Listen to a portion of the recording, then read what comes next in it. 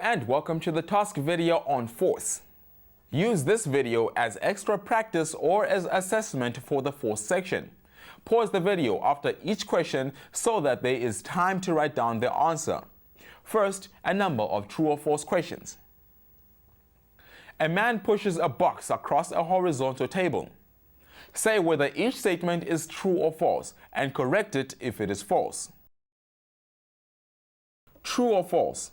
There is no friction, A, between the box and the table before the man pushes the box, and B, while he pushes but before it starts to move. True or false? While the man pushes the box, friction is A, stronger all the time before the box moves than after the box moves, or B, friction is equal in magnitude to his push before the box moves. C, friction is constant before the box moves. True or false? When the man pushes the box, friction is D, constant while the box moves. E, friction is constant while the box moves only if the man pushes with a constant force. F, friction is equal in magnitude to the man's push while the box moves. The man has to push harder to get the box to move. A, if the table slopes upward. B, if the box is heavier. Or C, if either or both of the table and box is smoother. The next question is about how slippery a shop floor is. A woman falls and blames the shop owner. The owner thinks his floor meets the legal safety requirements. We have to find out if it does. Legally, the safe cutoff for the coefficient of static friction of a floor in contact with a rubber-soled shoe is 0,5. So, if the safety cutoff for the coefficient of static friction is 0,5, is a coefficient of 0,6 safe or not, and why do you say so?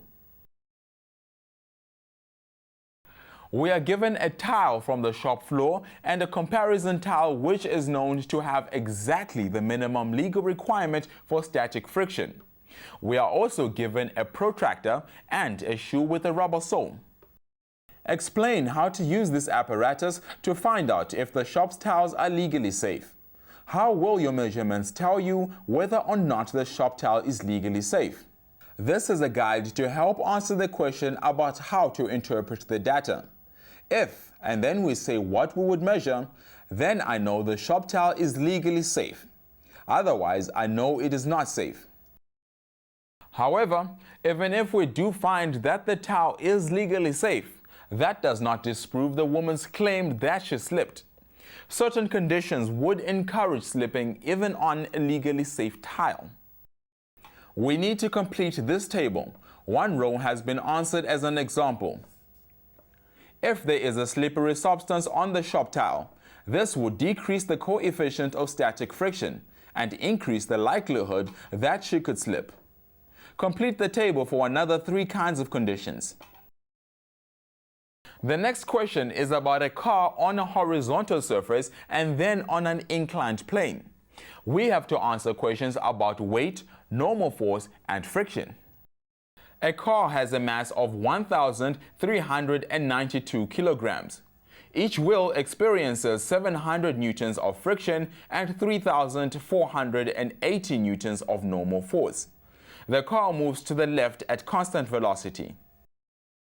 Draw a free body diagram of the forces on the right front wheel and calculate the coefficient of kinetic friction for the situation. Be careful. Some of the information given refers to the whole car and some to only one of the 4 wheels. Also, since the car moves at a constant velocity, there is no resultant force on it. The car now drives down a slope inclined at an angle of 15 degrees. Draw a labeled diagram to show the components of the car's weight, W, into the slope and down the slope. The weight of the car is 13,950 newtons.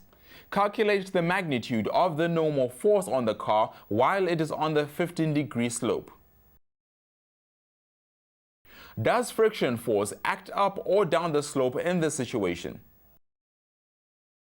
Calculate the magnitude of kinetic friction on the entire car, not only on one wheel. And that's it. Find the answers in the series guide. Thank you for joining us for this series and grade 11s. If you had any problems with these questions, please watch the other videos in the 4th series for more help or go to our website. Until next time, goodbye.